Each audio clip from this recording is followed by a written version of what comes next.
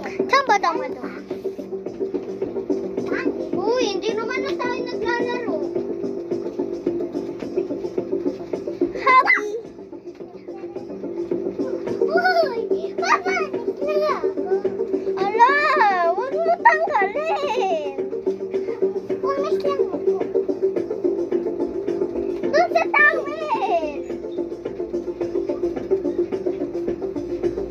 Akin naman ah. Hindi to totoo. Tignan niyo. Bakit naman? Oh! So, finally, no, April 30, sa pati ng plebiscite, lumabas ang resulta, around 447,000 yung nag-vote ng yes, and around 44,000 yung nag-vote ng no, and 4,000 yung nag-abstain. So, tuwan-tuwa sila. So, sabi nga ni Pura Villanueva Calao, ito na yung pinakamaligayang araw ng aming buhay. Kasi nagtagumpay sila sa kanilang ipinag-araw. This is 1937. Wait. Of course, no, mahalaga na kilalanin natin no, yung efforts no, ng ating mga suffragists na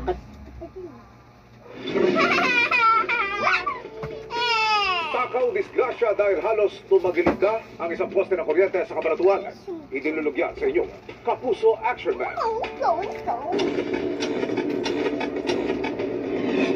Natibag na ang semento malapit sa pundasyon at nawala na sa tuwid ng pagkakatayo ang posting ito ng Cabanatuan Electric Corporation o Celcor sa Maharlika Highway sa Barangay Bangad, Cabanatuan City. Ang nakapapakalang sumbong ng isang concerned citizen sa inyong Kapuso Action Man. Halos bumigay na ang poste dahil sa mga tumabiling kakalito. Mahigit isang taon na raw yung problema sa lugar na madalas pa namang daanan ng mga motorista at pedestrian. Bilang remedyo, pansamantala muna itong tinukuran ng isang pang poste.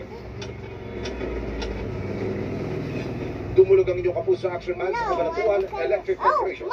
Ayon sa Celcor, nasira ang poste dahil sa isang vehicular accident.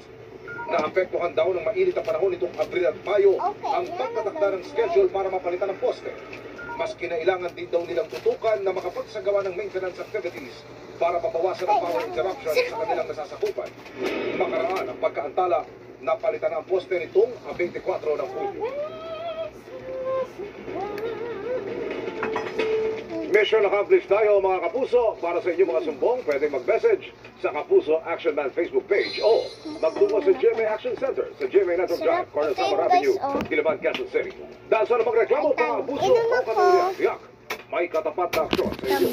Kapuso Action Man.